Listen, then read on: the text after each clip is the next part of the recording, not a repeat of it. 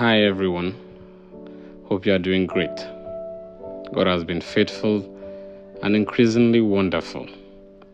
My sermon today is about hellfire.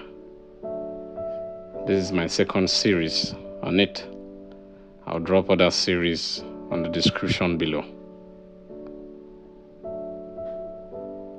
Let's look at this question. Would there literally be a burning fire in hell? Would there literally be a burning fire in hell? In Mark chapter 9, notice that the Lord Jesus repeats 3 times about hell, where the worm dieth not and the fire is not quenched. Now, I personally feel that it's a great waste of time to quibble and argue with people about whether it is literally real fire or not. And that it seems there is some reason for saying that it's a literal fire, a real worm that is referred to here. But it is interesting to know that one of the Bible words used to describe hell is Gehenna, and that referred to the garbage dump of the valley of Hinnom, where there was fire constantly burning and the worm and maggots never lacked something to eat. They were always alive, always in existence. Would there literally be a burning fire in hell? The fact of the matter is that if this is just symbolic language, it's bad enough for me, and certainly the reality will be worse than the symbol. And fire isn't very funny. If you have ever been badly burnt as a little kid, you'll never forget it. And if the Lord is simply using symbolic language, how much more terrible must the reality be? Actually, you don't need to be in fire to be in pain. Now, I don't think physical suffering is the worst kind of suffering. We know that when Jesus was on the cross, he took an awful lot of abuse. He was spat on, mocked. They put sharp thorns down into his head, shredded his back with a cocked 9 tails, drove the nails into and the spear. He was even deserted by his own disciples. The physical suffering was great. They even plucked the beard out of his face, but you never heard the Lord Jesus complaining about any of that. Rather, the peak of his agony and his suffering is when he cries out, my God, why hast thou forsaken me?" I honestly don't think of us in this world can appreciate or understand that as much as some missionaries who have gone to the most primitive part of the world, to where some have told me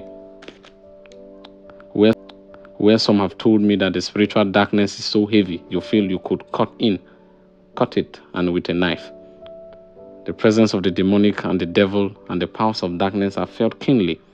You can't really understand what it will be like to be in a place where the hard satanic atmosphere has not been broken, shattered, or in some ways penetrated through the persistent preaching of the gospel. When we read in the Old Testament, the soul that sinneth, it shall die, Ezekiel 18:4. Really, the idea of the war is that it shall be separated. It is non-existence or annihilation, but rather its separation from God. Physical death is the separation of the soul from the body. Spiritual death is the separation of the soul from God.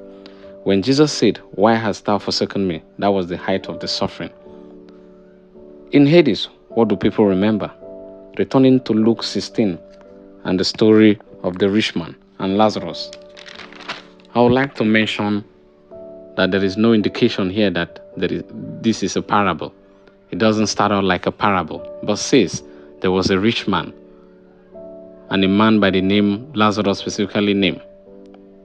Parables don't usually take that turn, and the one was carried to Abraham's bosoms, and the other one, a lost soul who went to a place of punishment and torment. But I want you to notice in this story that when the rich man was in eternity without God, without hope, his memory was very much alive.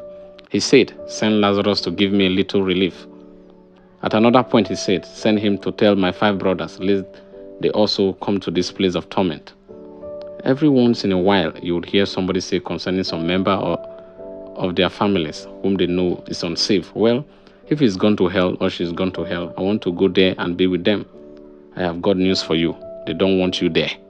The rich man said, "Go tell my 5 brothers, lest they also come to this horrible place." He got very missionary minded and very evangelistic a little late in the game. What did the Lord say to him? Son, remember that thou in thy lifetime had thy good things. I don't really think we need to talk much about fire.